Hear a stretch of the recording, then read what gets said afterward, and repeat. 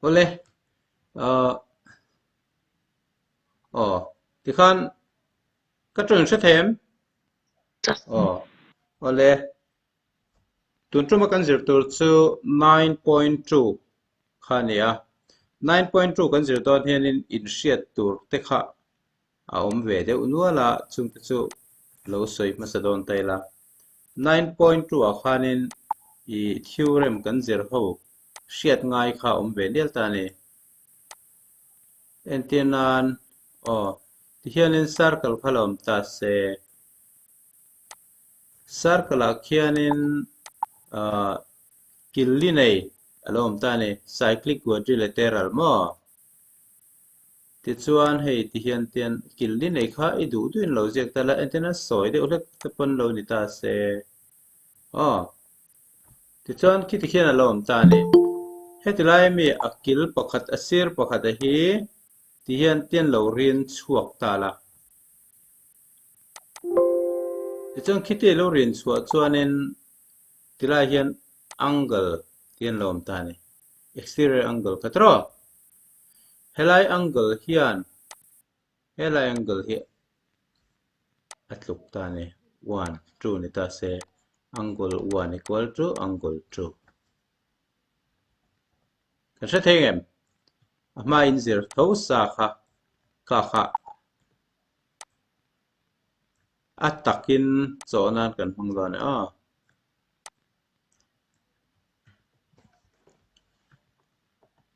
hian lom le ta sela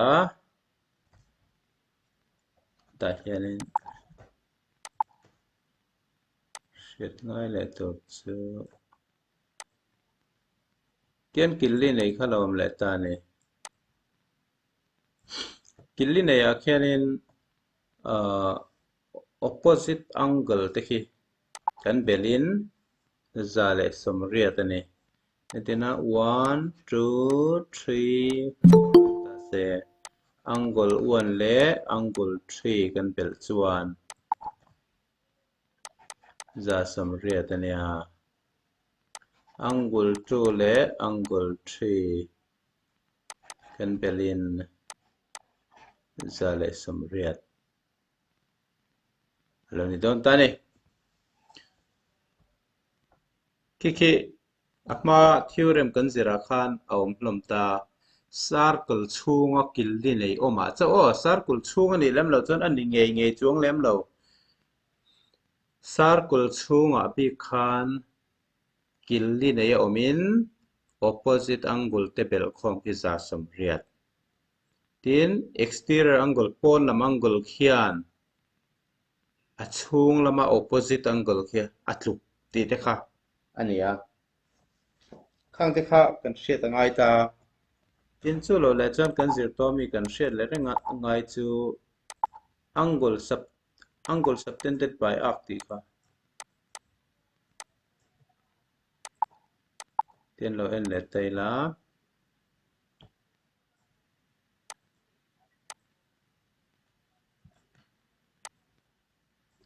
tin lo ta ne tro chuan heta hian angle subtended by arc a chuan ennawn tilai hi a le b lo ni ta se ti chuan a le b khi line a tanga b hianin center a khianin center hi o tiang center a khian angle an zuk siam ta ni ti hian ti chuan center an angle siam hi angle 1 tiang ti chuan hemi a b arc tho hian center ni lo a khan angle han siam vele ta ni a tangin he den kan draw he ta b a rong kal ta ti chuan khi tila hi angle 2 ti tai la di mo le angle 1 le 2 khi eng ting in relate an tur kha angle 1 khian angle true wat luk dan tur kheng ting ni kha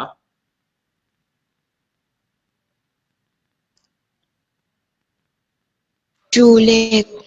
oh athalutuk angul true let khi nhang ang tenan ki somnga ni chuan wan chu za te na ne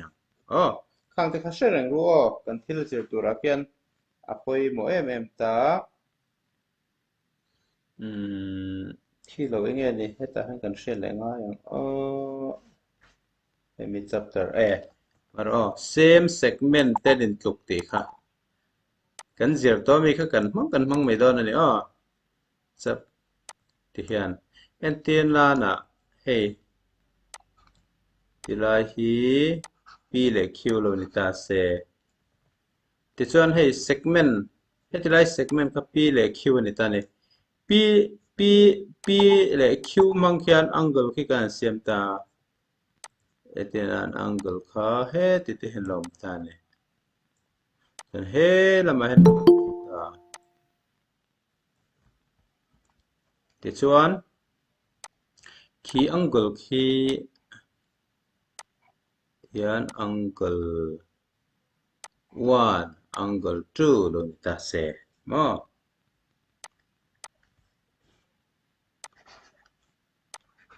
ti chuan heta hian angle 1 hian angle 2 atluk ani enga tinge kan ti chuan angle 1 le angle 2 siam tu khi EQ segment ve ve ken ni siam tu a sak ten tu khi anin avangin angle khi thum reng ani thing em khi ngô khi thì khian kan thre reng thing em le kan ZIRTE ami ho khan thre reng thing em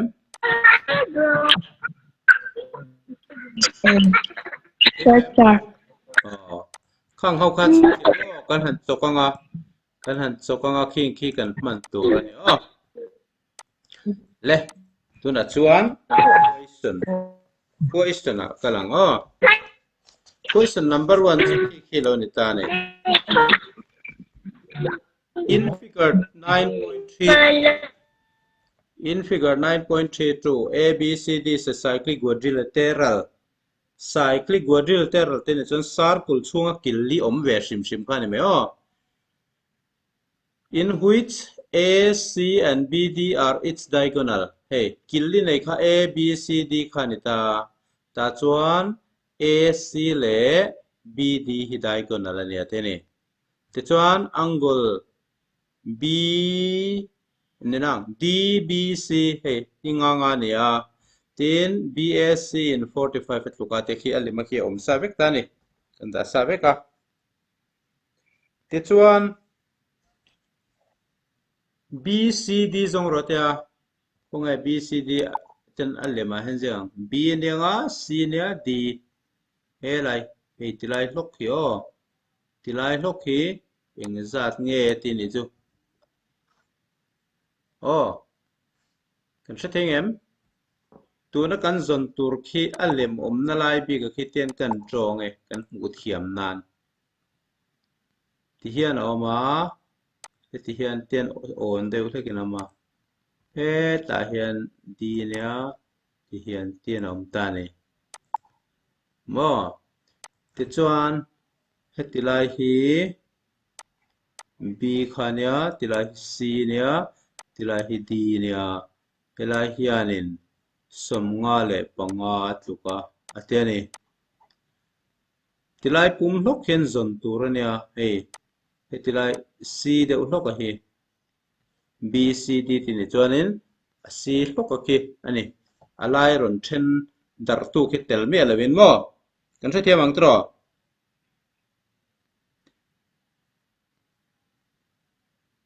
hre thiam ang em yes sir hian degree zang om ta hian in zang om degree zang vai hian BCD a khian 180 oma 180 a entenan kan zon tur hi c hi lo ni ta tro helai b hi nga ni ti kan sa d mi hi shetai lang chuan bdc hi shei lang chuan khami za ta kha nga ne hian helai mi te pahnih hi za somriat a total atang khan kan payanga ti chuan bcd chu lo chhuak mai don ani tro ani me em ani me lo Yes, sir. oh pahnih kha shriela a pathum na tur kha chu za somriat atang pai kha ni zel me ya ni le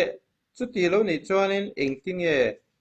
hetilai bdc kan hriat ang ti kha ni ta ne kan problem ta chu bdc chu kan an en ta ni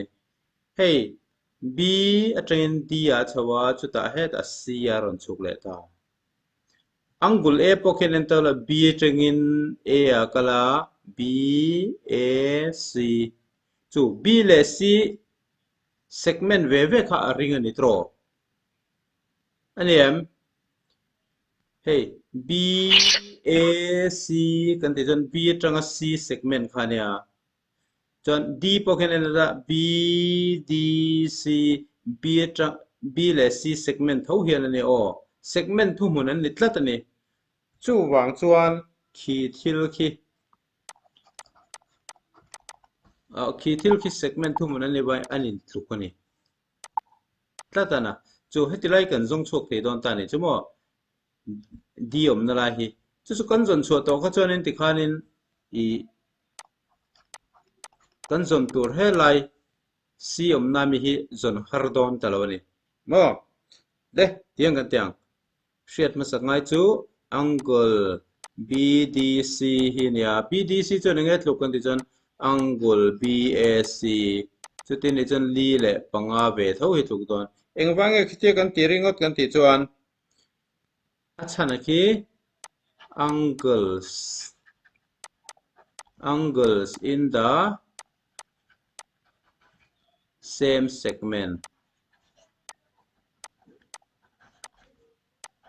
segment of a circle pakhat siamia segment humun tina ni chu ti lo ni chuanin hei tila hi kan lo zong muta hei hi li nga lo ni ta nga le li ngai hriat to sa chon helai chau hi zong don ta tro le in triangle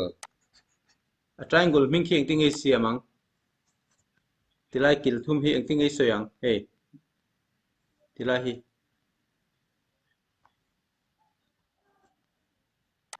B, C, D. triangle ming chu soi so lu tuk thei lo mo he me circle de thi soi khan me maro chu right triangle bi ga chon a right angle na lai ta khalai khan jek thin ola mo tun me chon B C D I do le C B D poti the B D C poti the C D B poti the mo ti khan thei vek ta ni kan mu chu to sa kha ki mi ta triangle a khian engenge B D C in linga tluka aron pek lo kha D B C D B C ti poi C B D poti the reng mo he ei nang renga som nga le panga pe a chu pahni kan hre sa tro le zong ro ti hi B C D ne B C D equal to za som riat minus ti ngal mai la all sum in ke se ki chuan ti hian pai ngal mai la hi a total kha za som riat tu na za som riat in he kan hre sa pahni ti ki kan pai anga mo linga te pai hi ni me za le som riat minus hemi te pani belte le panga bial panga pakwa som som riat lo na ta ne chu chu te chong ki lai hian in som riat lo tuk ta ne chu hrathia em ti khan le a hnuaya ka zia hi I in hriat thiam na ka zia mai mai nia a chan na zia ngai lo o Yes, sir. le hei ve thung hi le ti khan in mu tro Yes, sir. Question number 2 na chuan in figure 9.33 AOB is a diameter the diameter a soi khanin poimo deuh chu mo na china khan kan na ziak kim tel lo ani hi angle in a semicircle ti kha draw tel le turania ta ha kan soi fiale lok ngai kan zir to nu theorem kan zir nu tho khani theorem kan zirt nu tho kha tan kan sei lang semicircle a reng chuan semicircle ni tur chuan in heta center line hi akal tang tur ani me a mo center line akal tang khan diameter ani ta en sin siap ko tanga hei tilai center khan ita a ti chuan center ke lo kal tlang kha chuan diameter khanin alai taka khan a phel ta phok mai ne circle khamo ab ti chuan hetilai hei diameter more ve mang hian angle kha kan siam chuan entena a tang ni rin ta i du za tin chuan b ai va zum top ta ne ti hian va rin zum ta la kan huam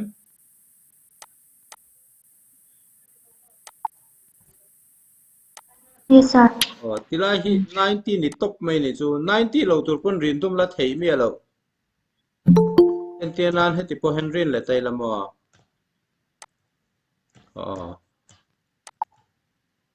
ti hian lo rin le tai la a train he ta henrin la chan b ai rin zom le top ta 90 degree ni tho he ta a train he ti pon rin la b ai rin le a khitia ngai rin po khian mo 90 ni tho ta ni lai c ni se lai d ni se lai e angle c te angle d te angle e te hi ab segment mang ve kan ne wang khan mo anin tluk ve ka chu ba ka chuan semicircle men ne wang in 19 ni vek ta ni kan hre them Yes, sir. ka hre ro tu na kan chaw tu ra hian a mang ton ta ni le hei tamia hian center kal tlang ate ni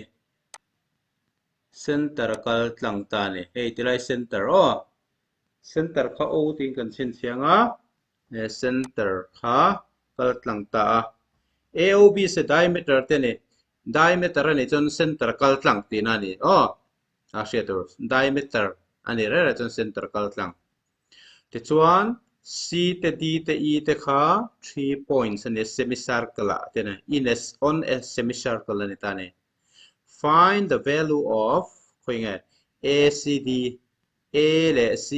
acd ni chon hei hetlai c takin ni me chuan bed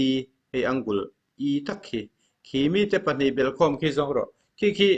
exam na te po metric a ngai khian a chuak to a ti hian kan chok don ani chok tur chuan in thil siam ngai om ta ni kan rin bel don ta ni hian mo ti hian a tangin d a hian i rin anga d tangin b a ti hian lo rin la chu chuan hei etinan a tang hian c a po rin ta la c trin b a ten kal le ta po ni se hei aob hi semicircle nge diameter ani shim ma khan helai kan angle rin a piang kha angle in a semicircle ani dona semicircle circle phela degree kan siam re chu 19 ni shim ani kha a hre reng tu hei tu na po a tangin hei a a le b a hei angle khian a kaw zaw zong ki mo a more le lam a a oma le lam pang chu b a semicircle chen om te na ni hi angle ki mo chu wa chen he angle hi 19 ni ti hriat tur ani ti hian kan ziak ngo ngor tilai khi ang number pe ka ngai don sia hei tilai roi chu angle zat ka kan hrelawa ti chuan angle 1 angle 2 angle 3 lo ta se an pathuma bel khian engzat nge 1 2 3 khi kan bel engzat nge degree engzat nge ne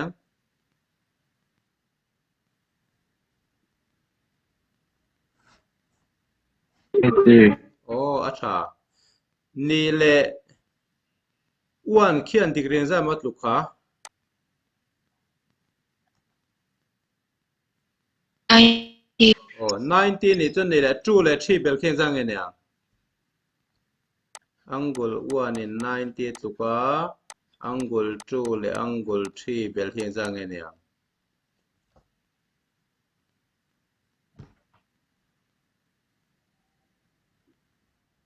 jang nge nia avai khan za somriat ti nia avai khan za somriat ania 1 in somkwan ni chuan in chu chu thiam em 30. 30 ni thei jang 90. avai khan za somriat ania 1 na mi kha somkwan ni chan han pai taw la somkwa thau ti na ne sẽ thiam ang tro le kan cho do na khan he mi hi ri na ngai kan ti kho hi abiek tak pon ki problem kitchen sia tawla ti chon enge kan ti masak ber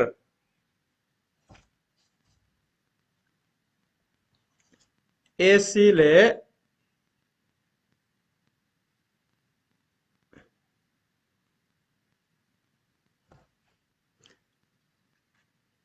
AD le BD AD le BD kan rin zam ani tra hello patron se tem kan thil ti chu ta khianin mo draw AD ka rin zam tro A atanga D hi ka rin zam tro aniam Yes.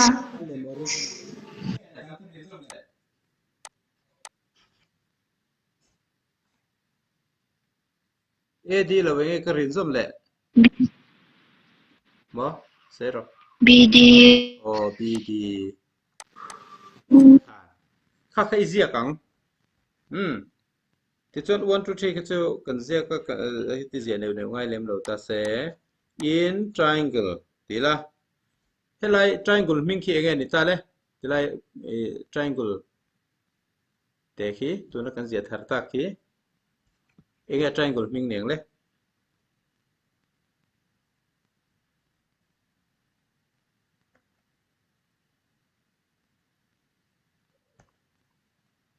a triangle ming khi again neng le A. D. A B D lo ti ta ni ta chuan ni le kan hriat sa khom ta ni angle 1 ni neng zang nge tlu kan ti kha angle 1 ni neng zang nge tlu kan ti kha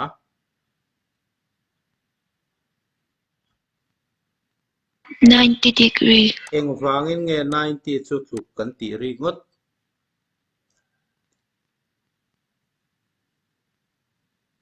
Angle in circle. circle phela angle omne ba semicircle me ni bang mo kha bang khanin 90 ni ti kha kan cheta ni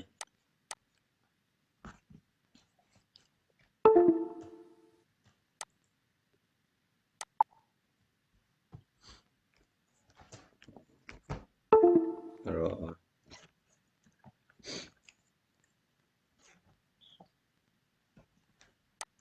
angles in a semicircle achan khanang mani zo ken in chet ngai ki wi ka sia ki exam na ta na zia poi mo ngoi ngoi ai men nang mani zo khan khite ti na chang in shia nan ken eng wangin nge uan ki 90 ni ti kha i shia da ngai ni chu i shia 90 ani don semicircle heta AOB ki diameter ani chuan diameter chuan a lai taka phela circle kha a phel phak don a laia phel chuan kimi che che angle ka siam kin 90 ni don ti khe sheta ti chuan angle 2 le angle 3 bel khom po kha za somriata pakhatin somkwat luk to chuan a pahnih dangla bang te kha chu somkwa ni don ti kha i hret le mai ta ni ani lo mi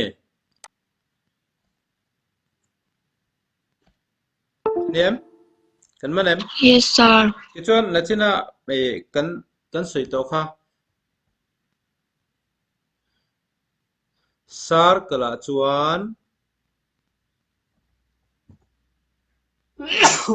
circle a chuan opposite angle te kan belin za le som riat ani heta khanin kan zia khalo en le te la hey angle 1 le 3 hi ka bel chuan za som riat hey opposite ani mo chu le ngoro sai ka lo ziak sual ni mo chu le 4 ka bel pon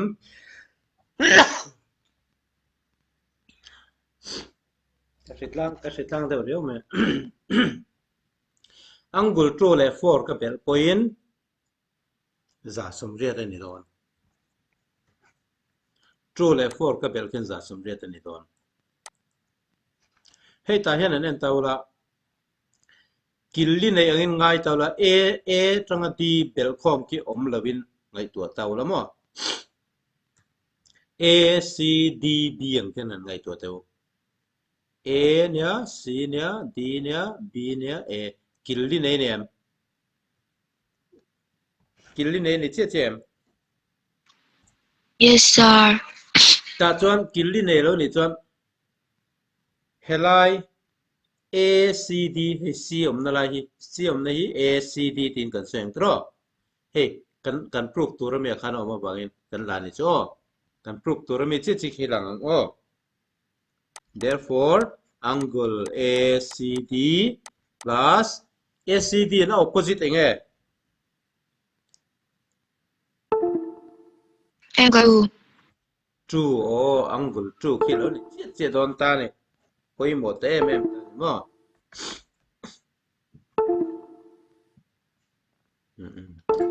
ka pen na kal lo o le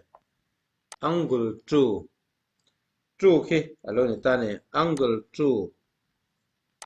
angle 2 này nó kan bel khom khan opposite angle of cyclic quadrilateral ani avangin za le som riat alo ni don ta ni patni na tiang o khi mi te khi tia kan ti na chan ngo ta chu opposite angle of cyclic quadrilateral khan ya ha chu ennawn ta hanin do la je kula ena tinga he tia kan sar he na ti ngot le ti kha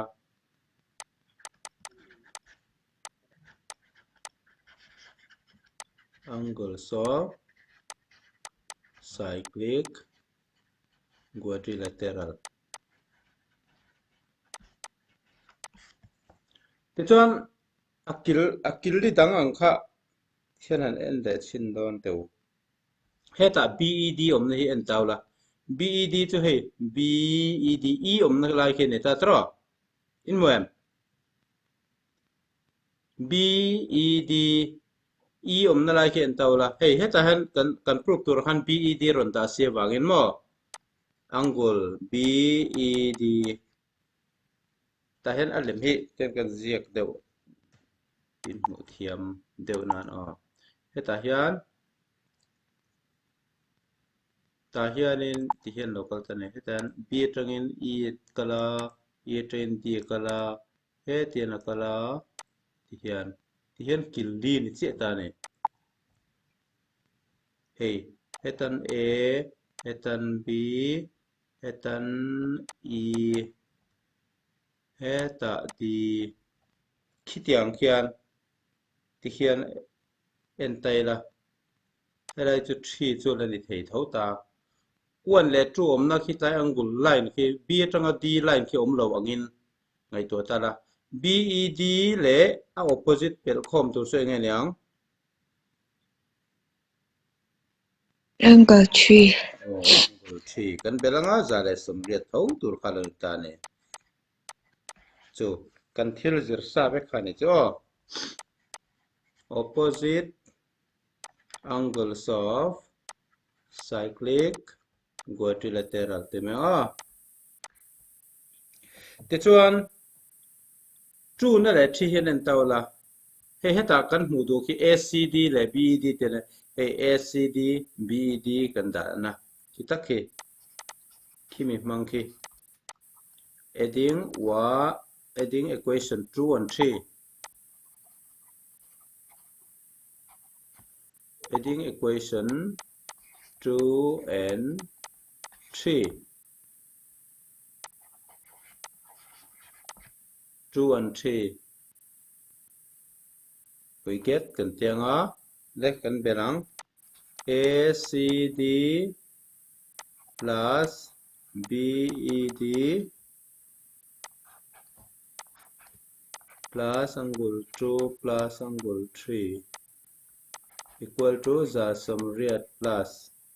zasomriat. Chon angle ACD plus angle BED plus 2 le 3 khan engzan nge tluk kan ti ka somkwan ya tra 2 le 3 bel ka he tai question 1 a kian he mi te pani khan somkwa tluk kan ti to so zasomriat ve chu zathum le somru ka lo ni ta therefore ta hi duain ngoro azuk nia me me he la hi kan ziak thade me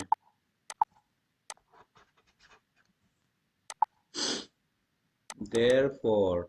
angle ACD plus angle BED equal to zathum le somrok 90 hi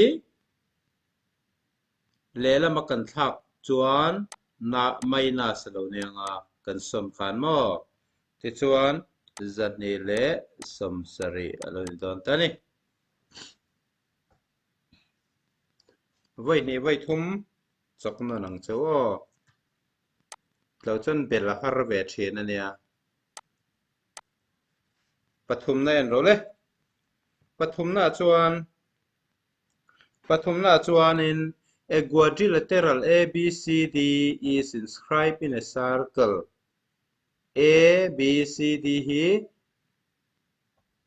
aron soitani mo hei ani na taka chuan hei hi om lo o A tanga C hi om lo aron soi khian chuan AB hi diameter ani te diameter ani chuan in heti lai hi center ania o akal tlang o ti chuan ADC khian za le som thumat luka atiani za som thumat luka BAC zong ro atitani BAC aron soi wangin hei hi hian kan da ta BAC ni chuan hei B atangin A atangin C a tilai angle te hi zon tur chu ni tani a zon dan tur tactic chumo akil li na ya khian opposite bel kha za som riat za som thum omna opposite chu khoi nge Angle B. oh angle B khi zon du chuan an pani khan za som riat tur man za som riat a train le lam pang khi pai dei la lo chhuak ngal mai don ta ni tra anem Yes, ile ACB khian engzat nge tlukang he helai C omna B tangin C ane C tangin A tilai khian eng degree zang nge tluk cm 90 degree. oh eng wangin nge Angle is semicircle. oh hey semicircle ane wangin 90 ni don ti hi hriat reng tur ani tani tilai hi 90 angle in semicircle chuti ni chon helai kha i chok chok hei box ya helai hi triangle lo ni ta ABC triangle lo ni don triangle a za som riat ma za som riat ta helai B mi le C mi khai hriat box si chuan chu mi te pahnih chu paila helai BAC tur chu lo chhawng mai don tani question in a min zo hi mo ani mai lo me Yes, sir. oh ole ta khianin a question hen ADC zong ro ti hrim hrim a A tanga C hi draw ro ti poi ziak lo pon ni la om tur anga ngai chu ni dewani mo mar chu ziak mai o nei lo ziak lo mo la poi over chu no draw AC emo join AC poi ti thea ti chon B le D te kha za som riat an nia ki za som riat an ne te he te ziak kwal wak ngai lo pani du chon mo angle b equal to poi te nghal top thea angle b plus angle a dc hi za som real ania avangin nge opposite angles of cyclic quadrilateral opposite angles of cyclic quadrilateral lo ni ta ni ti chuan hei hian za le som thum kha tluka angle b equal to za som riat minus za le som thum equal to som nga lo ni don ta ni ti chuan in huan Yes, sir.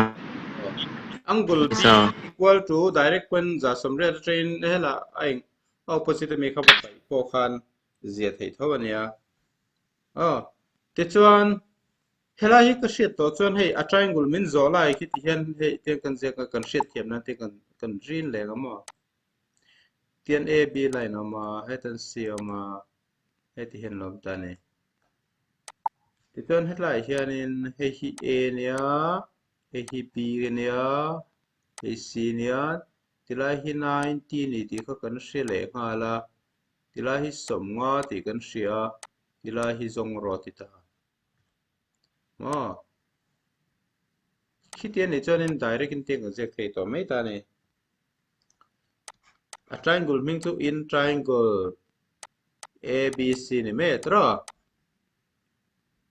triangle ABC kian question na ron Z càng khăn Z đây là BAC tia angle BAC idu chân CAB pun mà sẽ question na khăn BAC tia ron Z vậy question na mình chết chết khăn Z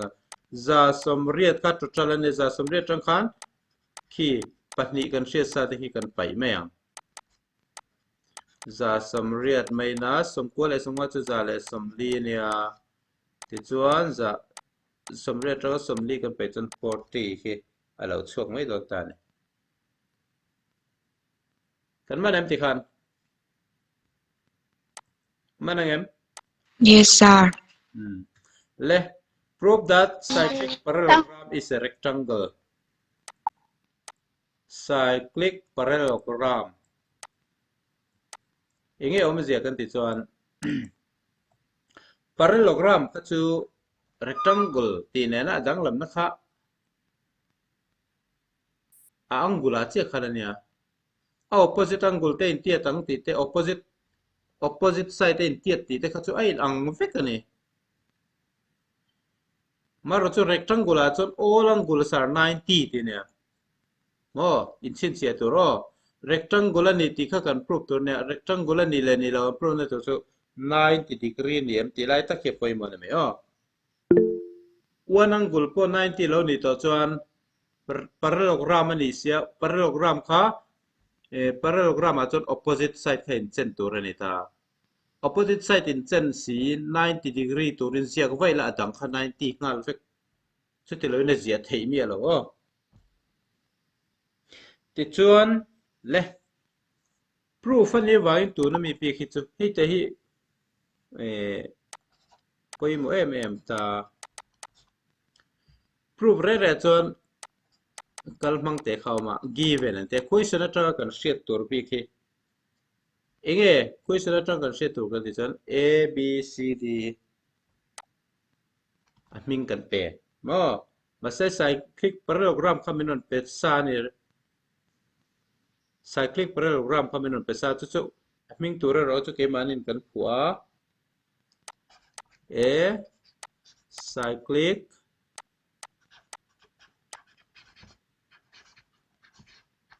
parallelogram A B C D alo ni ta ni chuan proof tur kha rectangle ani ti ni me a khi tiang proof are ra chuan given ani nga to proof ani nga chuan engma rin bel ngai min construction ni tianga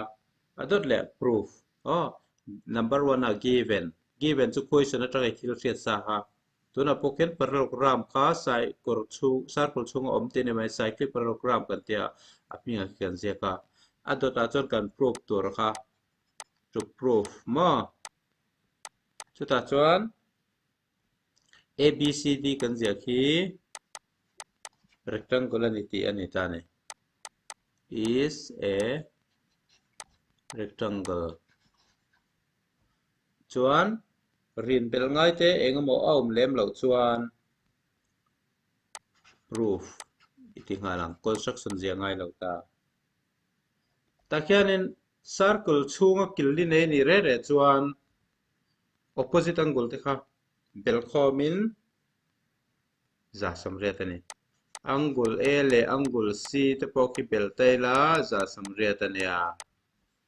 b le d te pawh khi ni don tho ta mo khi te kan tina chan khi opposite angles of cyclic quadrilateral alo ni tari mase kan hriat sa chu a le c kha a le c kha circle chhunga killi nei circle chhunga killi nei a awm re re khan eng ang pon ziak la killi nei hrim hrim ani khan opposite angle kha za samriat ani ta ni bel khomin mo mase parallelogram ani eron te wangin parallelogram a chuan opposite angle kha a in tluk si ni angle a khian angle c khi tura kan bel dun te khian an in tluk ta ni kha parallelogram ni phum kha ni ta ni opposite angles of parallelogram ani wangin khi mi te khin in tluk tlat ani i du chuan a le c te an b le d pawh hin la thei tho b plus d hi za samriat ania b le d in tluk vai in tlukang parallelogram opposite angle an ni kan ti thei tho chuti ni chuan angle a le angle c khan in tluk si chuan degree zang an ni ve ve ang le an pahnih bel za samriat ania exam an ni ve ve ang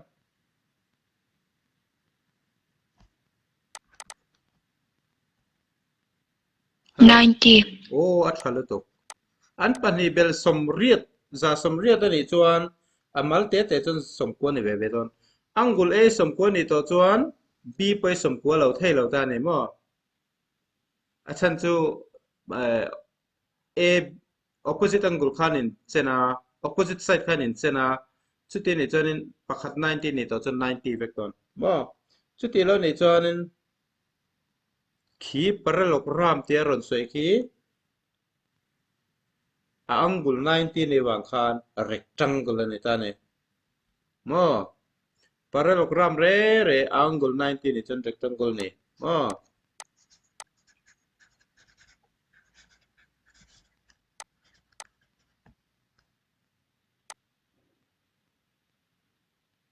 itu chuan if in a parallelogram if one angle is 90 then it is a parallelogram then it is a rectangle iti mai don ani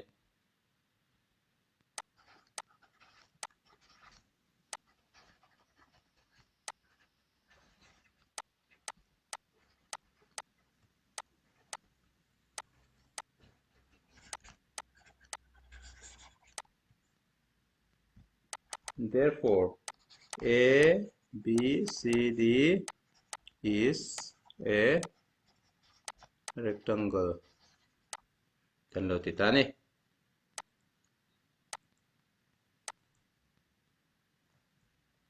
le question number 5 na lan tau la heta pawh hianin kan hriat tur chu na china kan soi kha hei pawh killi nei zia re ren mo circle chhunga killi nei riin a pawna angle hian a chhung opposite angle a tluk he a opposite hi 2 hian 1 khi han tluk ta ni kha hriat reng tur hei 2 opposite chu 1 hei a opposite dan khi in muem tin chu lo le chuan enge ni pakhat kan hriat le ngai tuna kan chaw tang hian circle in a center angle sem kha center lawa mi let in a lian ti kha shiat bok to rani mo le to na me kyanin O is the center of circle atia arc ABC khan center khan za som thuma siama AB he A tanga B kha P thlen na extend na angle PBC lo in siam ta ne chu zon tur ren ta ne tilahi zon tur question mark kan ziak wang ne ngoro kalau en lawa in screen na lang le talo sanin chu tinga boy le ne ole ti khan le ka soi non lang he ta hianin AOC ki centra angle siam ni ta ne ABC hemi akina a angle siam kha AOC hinia degree za som thum ni ta centra ti chuan AB hi AB kan rin zom ta kan rin chobel chon P thleng an varin kan exterior angle lom ta PBC lom ta hi zong ro te ni PBC hi zong ro ti ta ni le chumi tura tan chanin tian kan siam bel khangai ta hello heta khianin kan ti tur chu center mi kina center angle siam mi center lo mi a in alian ti mang khan kan chok chok photang ti chuan killi nei kan siam ang ta han cyclic quadrilateral kan siam du na he A tanga C he lampang B lo lampang mo A tanga C lampang khimi ka ke du na lai khianin point han siam la mo du na lai khian point han siam top la hian point han siam top la A B C thlengom to D kan tiang le rin zo mang tian dot de ulekin daila kan rin chop hriat de na hian mo tian dot in kan rina a hriat de na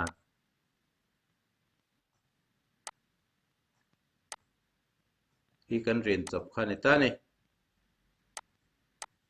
chu circle chunga killi nei cyclic quadrilateral turin kan siam chop ta ni chumo ti chuan helai hi ABC thlengom ta wan D kan tianga ti chuan D khi degree zang elo ni tang le hei center mi kha za som thumania D khi degree zang elo ni tang 65. Achan ve khani me don ta tro alo mum lutuk chuan hei hi hriat chuan killi nei ang kha lo ni ta killi nei a chuan exterior angle khan D khi han tluk le che don ani lo me he tilai PBC hian a opposite a chung lampang opposite mi chu D hi ni che don ani in muthiam hello tana lem dang kan zek nge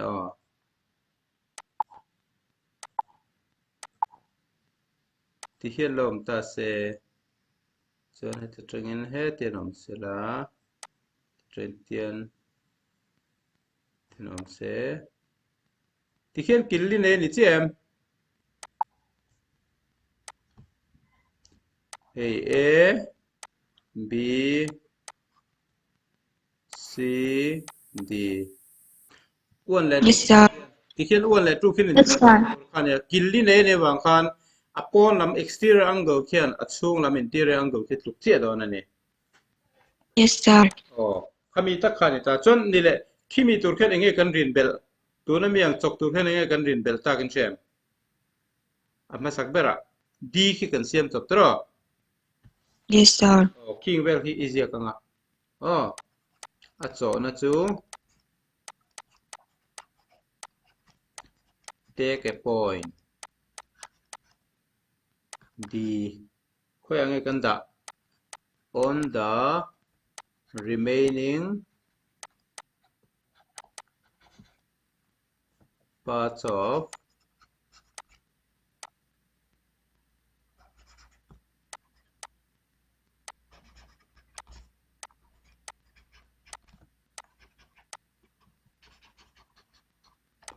circumference he aqua hi circumference ni chun chumi hnuwa enge kan ti le kan ti chuanin join idule draw ite idule join tenga AD kan rin zama CD kan rin zam bok ti chuan helai mi jong tur khan PBC hi jong ro tia PBC na tuk chu ADB hi ni dona a interior opposite kha mo a chung lama opposite kha chon ADB hi shiat photangai tina ADB chun tenga shiat ang ti chu center mi chan ve lo ni le ta ti chon therefore angle ADC equal to kan ti thei ta ni mo khi khian na tuk tur chu hemi chan ve khan metro aniam angle AOC chan ve khi ni ta chu za sam thum chan ve khania samruk le panga khalo ni ta ni ti chuan angle PBC zong ro ati lai takhi khi khian angle D kha tuka ADC khi tuka chu enge ni cyclic goril terala chuan apon angle hian achung angle tuk ti khania ti hian ruk nga tuk kan ti mai don kan zo de helai hnuaya alem ka zia thon ei chu in shet thiam na ka zia mai me o cho na ta na zia ngai lawa in not buai ro chuan in shet du hrim hrim ro chuan in lakai nga le he en le taila ta ve thung hian figure 9.35 a hian atitani khi po khi har me lo ne uluk de ne nu la Yes, sir. le question ken zong tura ron ti chumo hi a ron zo ki SLR te S su heta hi nia elania R nia hi te hi zong ro ti question mark anda chuan QMR zong ro ti le buk ta ni QMR chu khoi lai nge ti lai hi le ti lai khi direct in a zon thea direct lo de upon a zon thei bok dan a ma cho dan hi a chi sang sangam te ta hen a lemin mu thiam na control lo kang ta hen a lem control lo kang a thian a ma ti hian a ma hian am ta ne ta hian in he ti lai hi L ania tan P nia tan Q nia tan somriat ania tan somruk ania ti khan in mu tem in screen a lang tro Yes. ti khan in screen a lang to le he ti lai lem hi PQL hin en tawla PQL hin en chuan P a pea Q a pea somruk le somriat an dia L lai hian zon mai tur khania chutin ni chuan hei degree za somriat a pakhat hi zon tur ngot ani tro ani em Yes, sir. ta khianin engtin nge ni le L chu kan zonang in shem L an ti khian aziak dan chuan SLR tia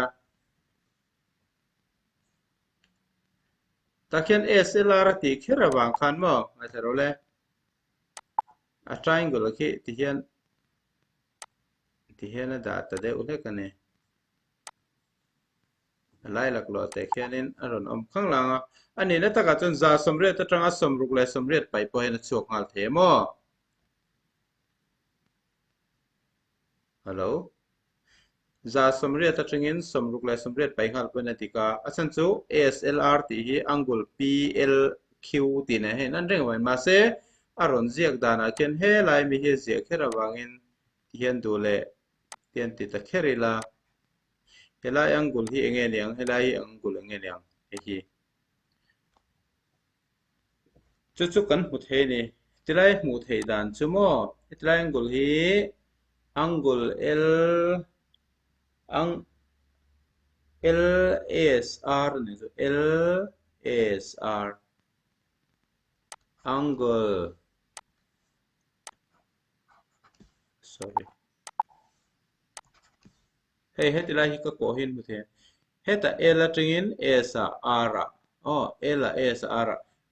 hey equation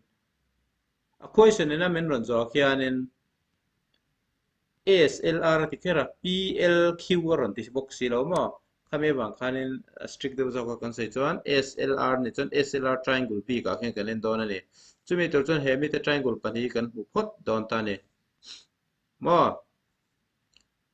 angle LSR hetilai pik te hi LSR equal to kan tia chu chuan atluk chu hey circle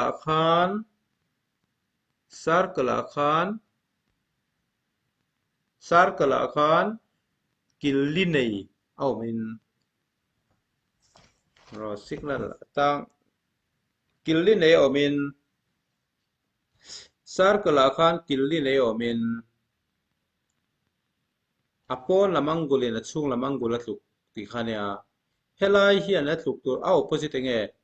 LSR hian a opposite tu so nge somrukom lam hinge 80 om na lam he a opposite D. 80 om na lam chu q lam he ni ta ni heta chung apo angul q te ron sei me wangin angul q te nga 80 hi alen ta ni mo chuan achan ka chu cyclic quadrilateral te rala ti khania in shet ho chon zelu tu pongai chela in cyclic quadrilateral upon angulin achung opposite atluk ti khania memo exterior angle equal to interior opposite angle ti khania memo ti chuan helampang i LRS lo ne angle LRS helai angle sin ka zia hi ti on de equal to angle S ani na angle P mo le helai P ti P equal to somrukan itungang achunga mi tho hi achana chu ni me upon angolin cyclic quadrilateral chuan pon angolin achung opposite atluk ti khania le he tilai hi somria tania tilai hi somrukalo ni chuan SLR chu kan jong theita ti chuan therefore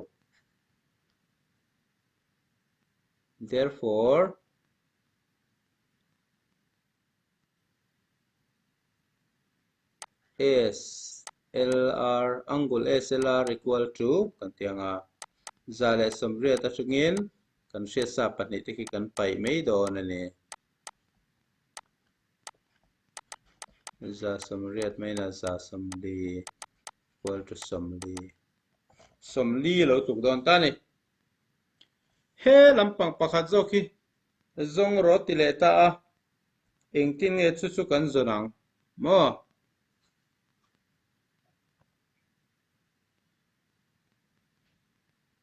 kan zon dan chu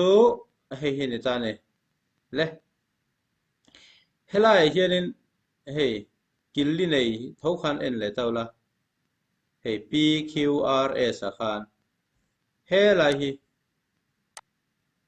tilai hi engoro rong son in kan zia triangle hi singin triangle hi helai mi tan achung lam opposite nen hian inang tur khane exterior angle hian hey tilai mi hi exterior tu chu nei ta ni exterior angle hian achung lam opposite atluk tur ania chuti ne chuan MRQ ani chu chu lai triangle khen en tàu là lai triangle ti lai angle ka sia anga ka se thei don ta ne chu draw kan shem hello Yes, sir. try ti chuan angle MQ hey MRQ jok MRQ hey M atangin R a Q a tuna singa ka zia na lai angle ke MRQ khian atluk tur chu achung lam opposite chu angle P khinia chu samruk khi lo don ta ne interior cyclic godil te ra chon upon lam angulin achung lam interior opposite atluk ti bok ka ne me ni chu chan chu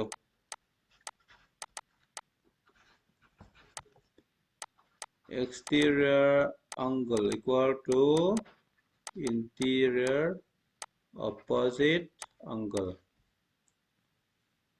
ti chuan khi ti lai khen en le tau la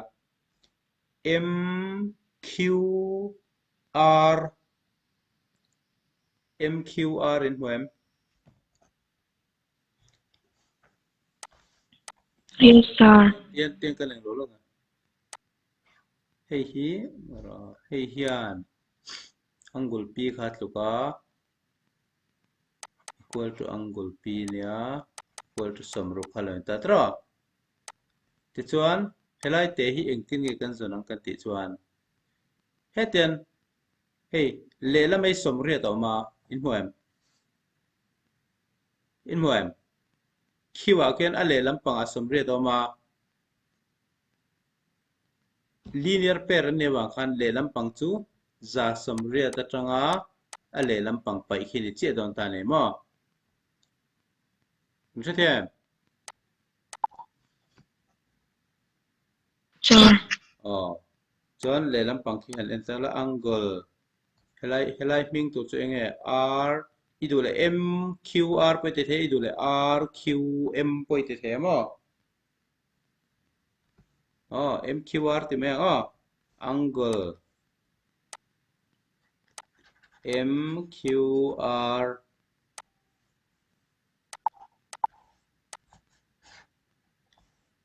sấy trở lại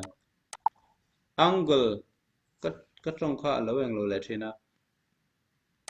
angle MQR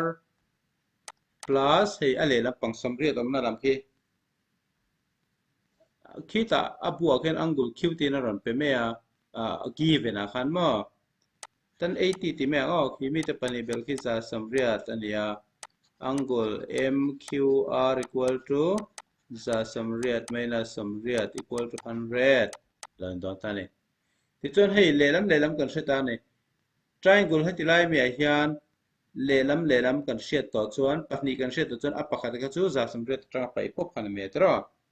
therefore angle QMR Q ki question ena men pek da na ne bain angle M po ti la chiang ni to ka maro chu QMR ti a ron soi khera wangin QMR kan ti be kherang angle QMR chuan a thuk chu za samria ta tangin hemi pahnih kan hriat lok te kan pai lenga samriat le samruk bel ka kan payang za samriat ta tangin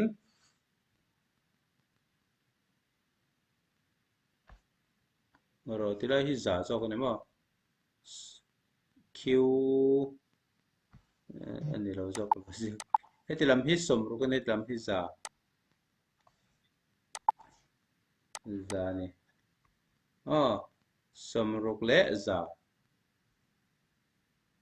minus 160 za samriata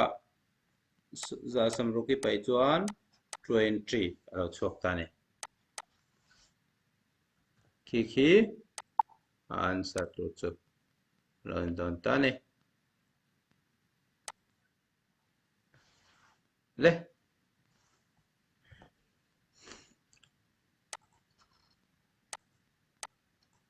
question number 7 lovin le tawla question number 7.2 na miang chi thau khania a exterior angle hian a interior opposite angle hi atluk ti zela khani chuan chu lo le chuan kita khenin pol puwa mi kan zir sak hriat tel ngai oma tian line in parallel lo omin line tangin lo katin mo khitiang khian heta corresponding angle in tluk ti te tay chuan rem chang chuan corresponding angle in tluk ti kha lo ne corresponding angle in tluk chuan a in parallel an ni lo pon a in parallel ti tuna khian min on pesa a in parallel chuan corresponding angle in tluk don ti kha ni ta ni chumi hmang chuan kan proof ang in an isosceles triangle PQR PQR ki isosceles ne chuan P tanga Q le P tanga R ki in chen tin ani chu a circle passing through QR intersect the side PQ and PR at S and T tra chuan ST hian QR hi parallel ti proof pro te ne ST in QR parallel ti proof pro hello ta hianin ka tron se them hello Yes, sir. Yes, sir. ta hian kan proof tur chumo ST in QR parallel ti hilia a parallel chuan corresponding angle ki in tiat don ani corresponding angle chu hei a line chung lam ve ve tilai hian antenna angle Q le angle PST te hi corresponding angle an ne chu anin tluk ti hi kan proof angai don ani ai anin tluk chuan ain parallel ti na ni don amo corresponding angle an ni sia chu ti line kan hriat tura ro chu P tanga Qin P tanga R tluk avangin two side in tluk vai hei an opposite angle hian in tiat don angle Q le angle R hi in tiat don ti hriat tur ani isosceles ani wang khan chuan circle chunga killi nei om chuan exterior angle in a chung lam interior tluk tur ani chuti lo ni chuan hetlai hianin angle khi 1 2 3 peila asoi ol deuh hlek mai the angle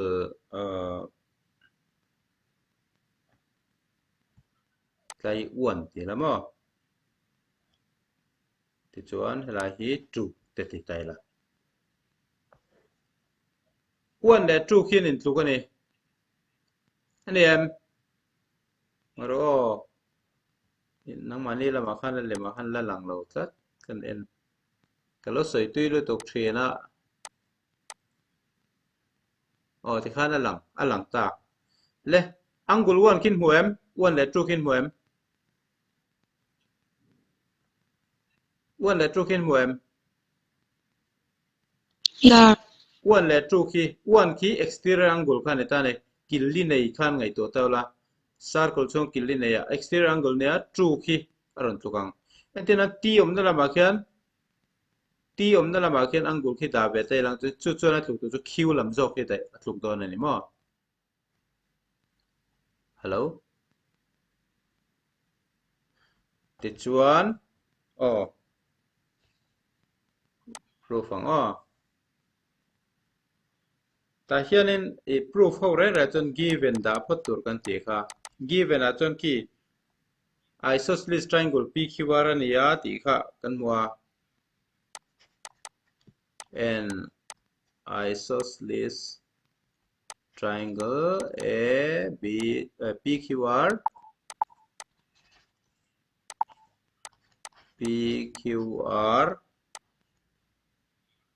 chuan ki kita mi khila kai me ula with PQ equal to PR ti kha ti chuanin ta khianin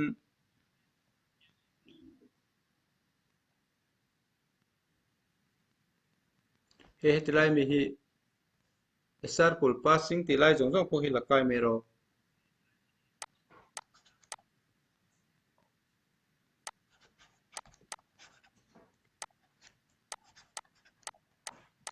a circle passing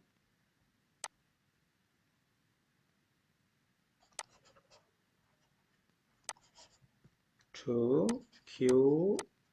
N R circle heta Q le R on kal tlang khan mo intersect the side P tanga Q kha he A sarong kal tanga P tanga R kha T arong kal tang bok nei PQ and PR at S and T respectively. Tane prove tur chu S10. Hey, prove that te mi khi in lakayang. Prove that te mi khi lakay top tur. Oh, tur mi hi question poi mo ani thina. Chuan proof kan tianga. In triangle PQR hian mo true side in tuk kha chuan true side in tuk chuan an opposite angle te kha in tuk don ta PR equal to PQ ania kha kha chu abuaron pek lok question aron pek lok kha ni ta chu ti ni chuan an opposite angle ve ve kha angle Q le angle R angle Q le angle R kha in tiat don ani mo chu chu sin chiarang ro angle Q le angle R khi du le tira hianin hei 3 ti la o number soi hi an rom du a angle 2 equal to angle 3 ni chu i du le hei jok poi 2 equal to 3 ti jok poi hi equation 1 po ti jok mai la a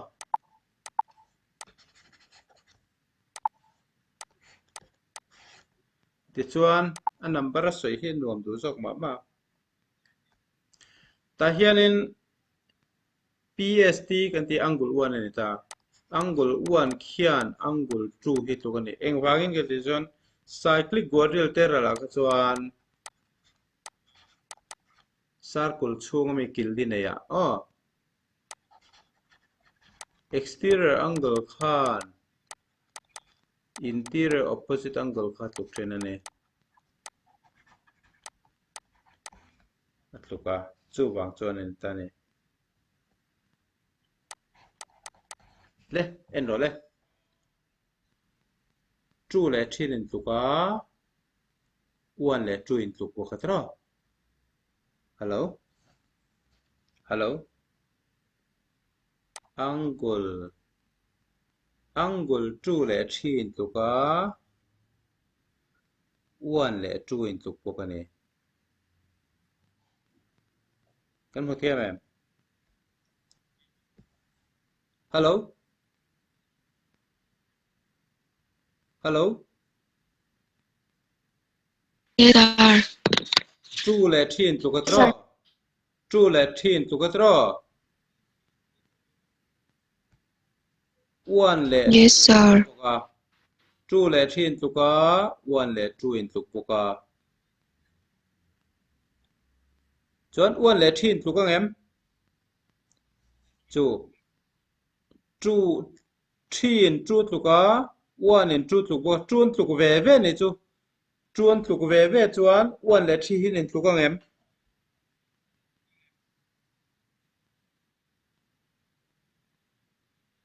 an in tuka ngem Yes, sir. chu ti ni chuan therefore angle 1 equal to angle 3 lo ni ta ni chu chu khoi teng e kan mu kan ti chan equation 1 and 2 tang hian a chiang ta ni tro ani em Yes, sir. mà sẽ uan le thi chu he ti laia he at noi ka je kang hian corresponding angle ani class 9 na kan zir parallel lines kan zir na ang khan en tol he line QR line le ST line hi ti lai parallel line ang khalon ta achung lampang ve ve mi te khan lo ni sia tro chuan chuan khi mi te khi corresponding ani but angle 1 and angle 3 are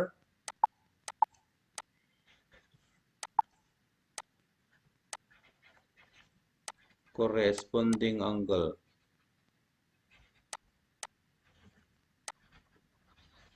Corresponding angle in tuk chuan mo. Corresponding angle in tuk chuan mo. Line kha in parallel tina. In parallel lo chuan corresponding angle in tuk thei lo. Chu wang chuan corresponding angle te khin in tuk avangin. Hence line pani te ki ST khian parallel to QR tina ni. Proof ting tiang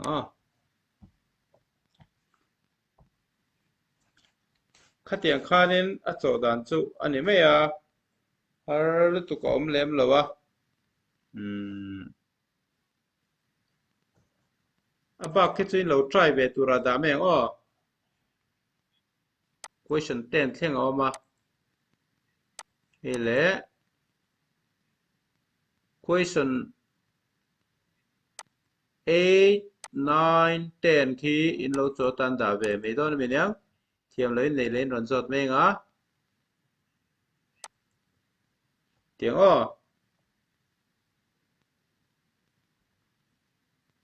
Yes, sir. are lu tu kong ti kha lom be bok sia chin ke ni du tok pa tang wo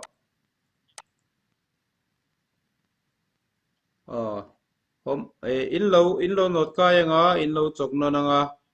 in home assignment tur chu in lo in en le don message in en don ya Yes, sir. ti khan Yes, sir. in ti chin tur te lo en nga zanina abik te ken proof ho te le khami tu na kan cho ho kha lo thiam chiang view ro Yes, sir. ole le mang tha phot tu le Thank you, sir. Good night. Thank you, sir. thank you